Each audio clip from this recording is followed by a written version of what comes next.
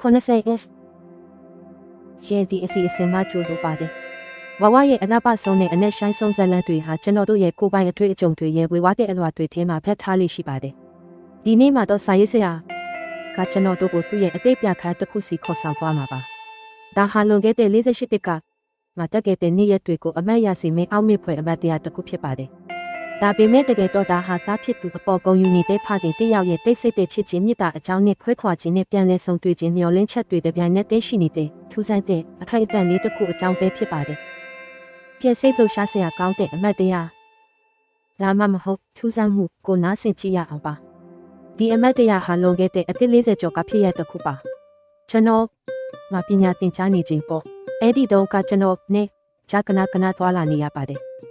ကလာတဲ့ပြည်နယ်တေယူပို့ဆောင်ရေးကော်ပိုရေးရှင်းရဲ့ဘတ်ကားဟာမနက်9:00နာရီခွဲမှာကိုရောက်လာလေးရှိပါတယ်။အဲ့ဒီလိုနဲ့ကနေကိုသွားရမယ်နေ့ဆိုရင်ကျွန်တော်မနက်စောစောထရပါတယ်။ကျွန်တော်ရဲ့အဖိုးအဖွားဖခင်နဲ့မိခင်တို့ဟာလည်းနေ့တိုင်းမနက်စောစောထလေးရှိကြပါတယ်။ကျွန်တော်ပြင်ဆင်ပြီးအိမ်ကထွက်တဲ့အခါအဖိုးအဖွားနဲ့မိခင်တို့ကမျက်ရည်ဝဲရင်အိမ်ရှိအထီလိုက်ပို့လေးရှိပေမဲ့ကျွန်တော်ဖခင်ကတော့ဘတ်ကားကအထီလိုက်ပို့ပေးပါတယ်။အများအားဖြင့်ဖခင်နဲ့ကျွန်တော်လမ်းလျှောက်သွားကြတာပါ။ဒီလိုလုပ်ခြင်းအပြင်သူလည်းမနက်ခင်းလမ်းလျှောက်လေးခြင်းကလုပ်ပြီးသားဖြစ်သွားတာပေါ့ကျွန်တော်တို့လမ်းလျှောက်သွားတဲ့အခါလမ်းမှာအမိုက်တဲနေတဲ့အမျိုးသမီးတွေကိုတွေ့ရတတ်ပါတယ်မြို့လေးဟာအဲ့ဒီအချိန်မှာမစတင်လို့ထလာတာပါ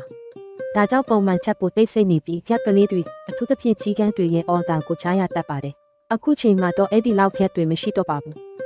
ကျွန်တော်တို့ဘတ်ကားဂိတ်ကိုရောက်ကြပါတယ်အဲ့ဒီမှာဖခင်ရဲ့မျက်လုံးတွေကတခြားခရီးသည်တွေကိုလိုက်ရှာနေတတ်ပါတယ်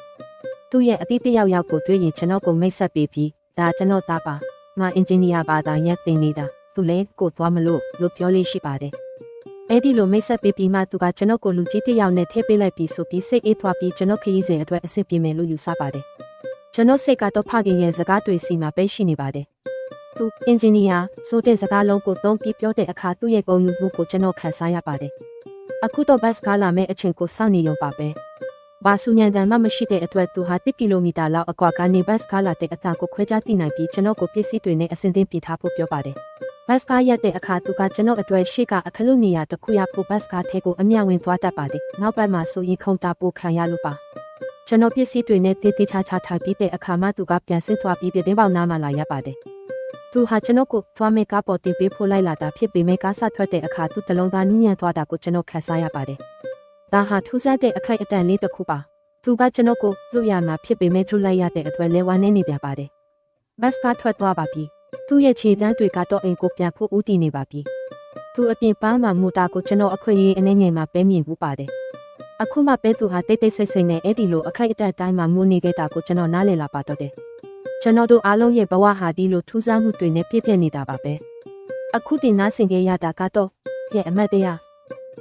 ဒါမှမဟုတ်ထူးဆန်းမှုပဲဖြစ်ပါတယ်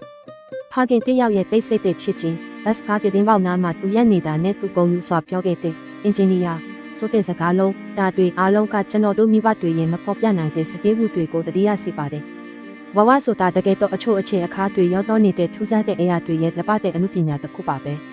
ဒီဇလန်လေးကလူကြီးမင်းတို့ရဲ့ဒလုံးသားတင့်နေရာကိုထိမိသွားလိမ့်မယ်လို့ကျွန်တော်တို့မျှော်လင့်ပါတယ်မှာကျွန်တော်တို့နဲ့အတူပါဝင်ပေးလို့ကျေးဇူးတင်ပါတယ်ဒီလိုမဖော်ပြရသေးတဲ့ဇလန်လေးတွေအတွက်ကျွန်တော်တို့နဲ့အတူဆက်ရှိနေပေးပါအားလုံးကိုလေးစားစွာထုတ်ခွန်းဆက်တာအပ်ပါတယ်